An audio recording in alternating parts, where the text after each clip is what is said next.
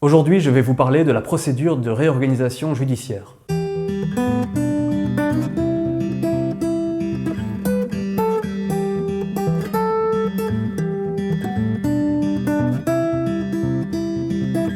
La procédure de réorganisation judiciaire, en abrégé PRJ, est fort méconnue, et pourtant elle peut être déterminante pour assurer la continuité de votre entreprise.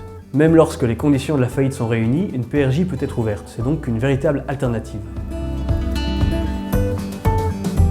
Pour ouvrir une PRJ, il faut en fait déposer une requête dans un registre en ligne qui s'appelle Rexol. À cette requête, il faut joindre certaines pièces, notamment des pièces comptables, un budget prévisionnel, une situation de moins de 3 mois, ainsi que les 2 derniers comptes annuels. Vous verrez que les conséquences de ce dépôt de requête sont vraiment très concrètes parce que dès qu'elle est déposée, vous ne pourrez plus être cité en faillite et une vente de biens saisis ne pourra plus intervenir. Suite à cela, le tribunal va désigner un juge délégué qui sera chargé de lui faire rapport sur la recevabilité de la demande et son fondement. Attention, seules les personnes physiques, indépendantes à titre principal ou complémentaire, peuvent déposer une telle requête, également les personnes morales, mais à contrario, ça n'est pas accessible aux salariés.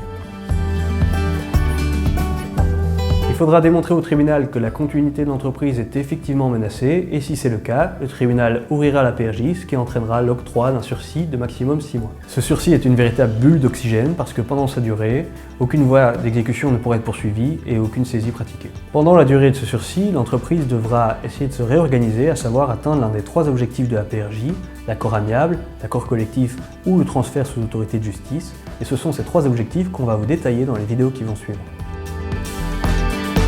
La semaine prochaine, il sera donc question du premier objectif de la réorganisation, à savoir l'accord amiable.